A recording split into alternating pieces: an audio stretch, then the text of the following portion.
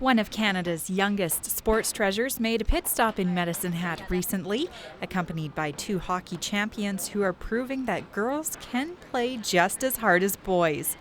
Natalie Spooner and Megan Mickelson are touring across Western Canada this summer with the Clarkson Cup to promote the Canadian Women's Hockey League. The Clarkson Cup was introduced to the CWHL in 2009 as the league's version of the Stanley Cup and was named after former Governor General Adrienne Clarkson. Megan has been with the league since its very early days and says it's really come a long way for women in sport.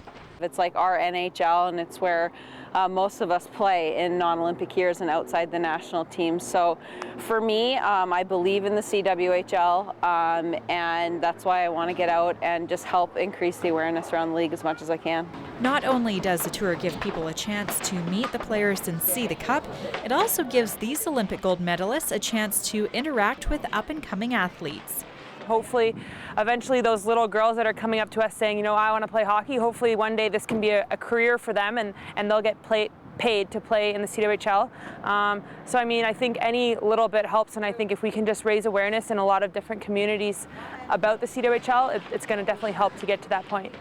I grew up playing hockey with the boys. I was always competing with the boys. You look at, you know, just that fact alone, so many young girls compete with the boys and they beat them.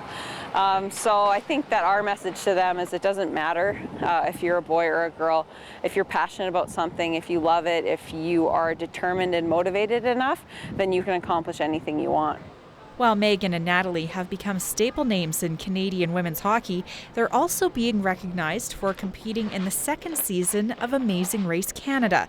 And while they're unsure whether or not that has increased the league's fan base, Megan says the exposure has allowed them to connect with a wider audience. I think that it's brought some more awareness to women's hockey, and it's kind of given people a peek inside of what we're really like, what our personalities are really like.